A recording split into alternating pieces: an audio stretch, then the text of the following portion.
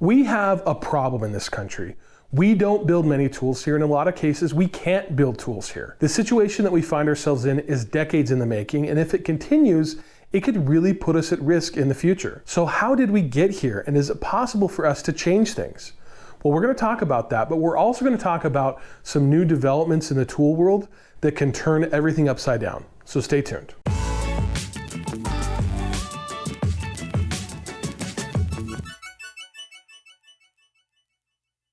So let's first talk about the problem. We don't build things in the US like we used to. And here are a few graphs to illustrate what I'm talking about. First is a graph of the number of manufacturing employees in the US since 1985. In 1985, we had around 18 million employees who worked manufacturing jobs in the US. Today, there are around 12 million. You can see here that the biggest decline happened around the year 2000, and it didn't start to pick up until 2010. And of course, there was a bit of a blip around the time of the pandemic. We can also zoom out and look at that same graph since the 1940s, and we can see that still today, we have fewer people working in manufacturing than we did just after World War II ended. The major difference, though, is that the population of the country at the time was around 141 million, and today it's about 350 million. And that difference becomes really stark when you take a look at this graph, which is of the percentage of American workers that are working in manufacturing. In 1970, it was over 25%, and today it's less than 10%. I don't think that any of that is a secret or surprise to anyone. We all know that most of our products come from China, especially our tools. In fact, there's actually been an explosion recently of even more tool brands sold online that are coming from Asia. Some tool brands have made valiant efforts to try to move some of their manufacturing to the US. We take pride in what we do. But it has been challenging. So why is it so difficult to build in the US, and what could be done to change it? Well, let's start at the beginning. Many of the first tool companies were started in the early 1900s, as there was a demand for tools because of the expansion of tractors on farms and automobiles on roads. There was a need for tools like never before. Then World War II hit. The United States needed to ramp up industrial production to fight in Europe and the Pacific, and with over 16 million men serving in the armed forces at the time, even women participated in the war effort and worked in factories. My own grandmother worked in a factory that made small arms ammunition while her husband, my grandfather, served in the Navy. After the war, there were millions of people who had been trained to use tools as part of the war effort. And that came in handy because the US became the workshop of the world, as the industrial capacity of both Europe and Asia had been decimated. And so if you wanted anything made, it was made in the US. Because of that, in the mid-1950s, the US had only 6% of the world's population, but produced nearly 50% of the world's goods. Now think about that for a second. 50% of everything consumed in the world came from the United States. US manufacturing companies made a ton of money. And as an individual, you could get a steady job on a production line and make enough money to buy a home, have a family, and take a vacation every year. It was a good time, and the US had an economy that any country would envy.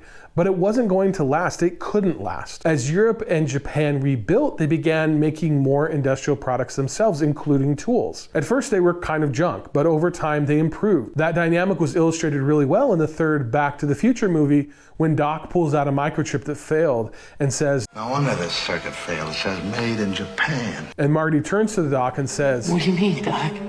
All the best stuff is made in Japan." Unbelievable. This Doc was from 1955, just a few years after World War II. Great Scott. But Marty was from the 1980s when everything coming from Japan was cool. And so no wonder he was surprised. Whoa, this is heavy. But the 1970s were a tough time, what with trade embargoes and the decline of industries like steel and coal. And then there was another thing, a huge change on the horizon, China. China was beginning to open up, and we were on the verge of a huge shift in the world that would move mass amounts of manufacturing outside of the US. But before we get into the details on that, I want to tell you about this video's sponsor, Upside. Upside is a cashback app that helps people get more value out of their purchases. And it also helps local businesses too. They partner with over 100,000 gas stations, restaurants, and grocery stores all over the lower 48. It's easy to do too. All you need to do is open up the app and search for what you need. I need gas, and so I'm looking for gas stations in my area. And once I find the one that I want, I just hit claim in the app. And then when filling up, I'll pay with my credit card or debit card like normal. And then once I'm done, I'll just scan the receipt to get paid.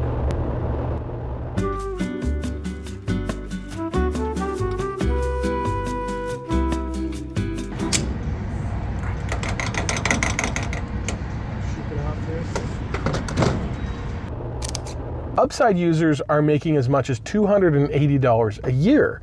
To find out how much you could earn, click the link in the description to download Upside and use code DIY with Dave to get an extra 25 cents back for every gallon on your first tank of gas. Or scan the QR code here to claim this offer. Now back to the video. So as I mentioned, times were rough in the 70s, but they were about to get even worse in the 1980s because China was now open for business, and US manufacturers, including many tool manufacturers, saw China as an opportunity. What made China so attractive was its huge population and cheap labor. Tool manufacturers took full advantage and outsourced their manufacturing, and they were able to reduce their costs significantly as a result, even with the increased cost of transportation across an entire ocean. But it wasn't a perfect system. First, the quality of Chinese-built goods was poor. At least in the beginning it was. But that changed over time, just as it did with Japan. The bigger problem, though, was that Chinese firms did not respect intellectual property and started to steal US designs, patents, and trade secrets. Then there's the way that they treated their workers. China has used slave labor in some cases. In other cases, they simply just overworked their people. In fact, in at least one factory, they had to install nets to catch people who were jumping off the roof in order to end it all. Ultimately, though, US companies who outsourced to China didn't seem to care all that much, as they were raking in cash with both hands. Now, we weren't without benefits from this system in the US. The biggest benefit, of course, being that the products themselves were much cheaper. And there was a lot of other things, like pollution, for example. All the pollution from the factories stayed in China and didn't come to the US. But the negative impacts to the US were significant, and we're still dealing with some of them today. Now, at the time, this shift was not necessarily seen as a bad thing. In fact, I remember being forced to read a book that was published in the early 2000s called The World is Flat. The author of that book talked about globalization as a good thing because it provided cheap goods for the world and lifted emerging countries like China and India out of poverty. And that has happened to some extent, at least. Many economists at the time saw globalization as an overall positive thing. And while they did recognize that there would be some problems domestically, they really downplayed the impact. The thought at the time was that workers would just find other jobs in the US, and the US economy would just simply change to more of a service-oriented economy as opposed to one that focused on manufacturing production. But the truth is that there have been some significant negative impacts. The Nobel Prize-winning economist Paul Krugman was recently interviewed and said this. I think maybe the thing I'm least proud of is that I missed one of the important problems of globalization. I thought it was on the whole a good thing, but that it would be problematic. But what I missed was the way that the impact would be concentrated on particular communities. So we can look and say that the China shock displaced maybe 1 or 2 million U.S. manufacturing workers. 1.5 million people are laid off every month, so what's that? But what I missed was that there would be individual towns that would be in the path of this tidal wave of imports from China that would have their reason for existence gutted. So Paul Krugman, who won his Nobel Prize in part because of his theories on international trade, says that he miscalculated how much our outsourcing of manufacturing to China would impact individual communities and towns, and therefore the people. There have been many towns and cities that have been decimated by globalization and outsourcing, and the truth is that those impacts have not been felt equally. Many people only saw the benefits of the outsourcing, while other people bore most of the burdens and costs of the negative aspects of outsourcing. Now, I saw this firsthand when I lived in Pittsburgh for about 6 years, starting in 2015. Now, Pittsburgh is a Rust Belt town, the best Rust Belt town, if you ask me.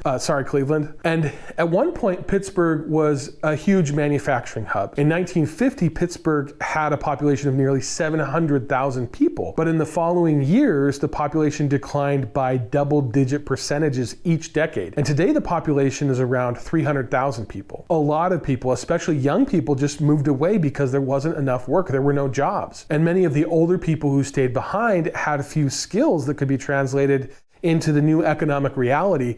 And most of the people that I knew in Pittsburgh that were doing really well were not from there. They were transplants from other parts of the country. Now, what happened in Pittsburgh happened much earlier than in most other places. And it was kind of a precursor to what was going to happen in other parts of the country as jobs and industries left due to globalization and outsourcing. The good news is that today Pittsburgh has gone through somewhat of a renaissance, and it's now a hub for industries like healthcare, banking, and technology. Other cities and towns, though, have not been so lucky, and a lot of smaller towns are not going to come back. And when the aging population of those towns and cities dies, there's going to be few people left at all. So the impact to communities from this globalization and outsourcing is definitely a problem, and the government has not really done much to make it better, at least not for the people that have been most impacted. Added to that, the incentives never really changed, and so that outsourcing has continued until recently. The pandemic exposed a lot of problems with the model of outsourced manufacturing.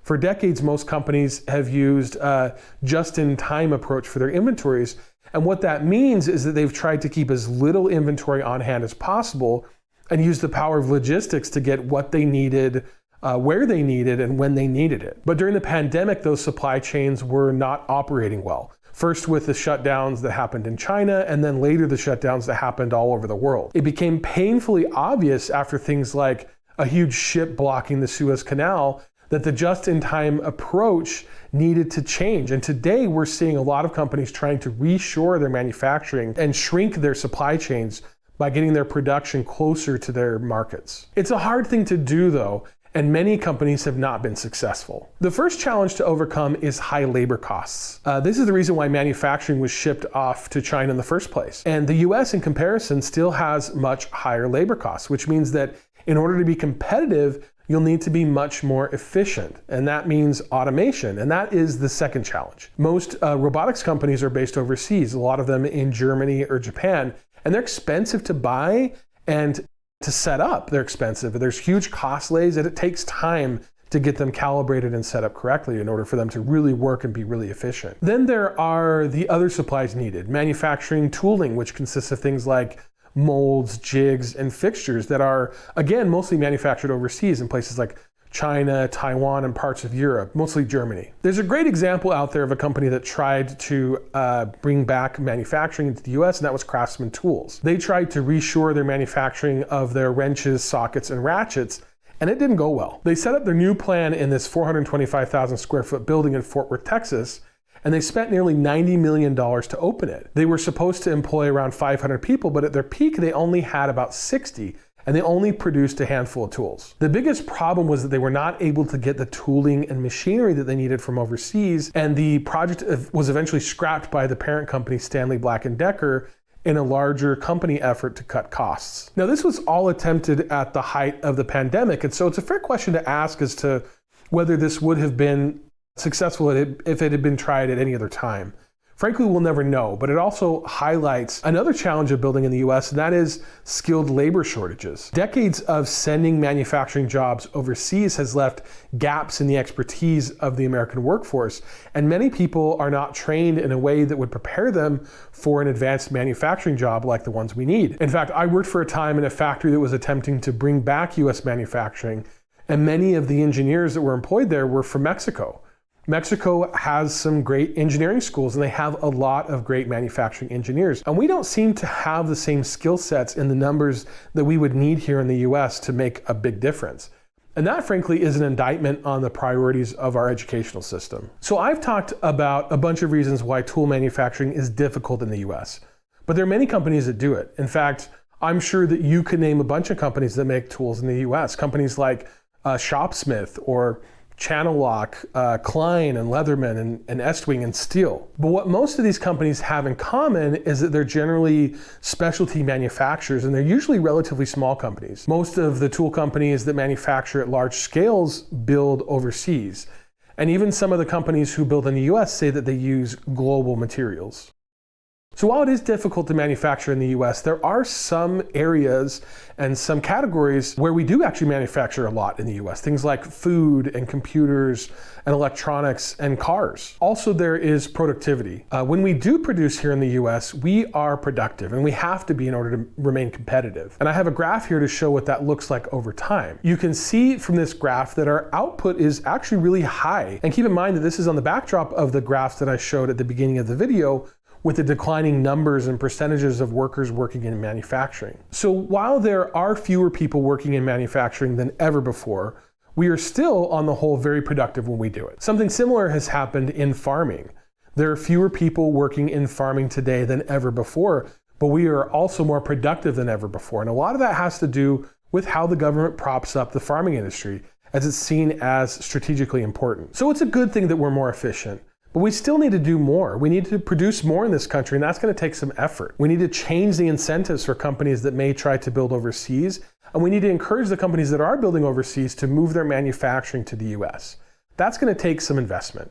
Cities and states may need to give tax breaks, and governments may need to give grants. We've seen that in some industries like electric vehicles. The EV company Rivian received a $6.6 billion loan from the Department of Energy last year to promote their domestic manufacturing.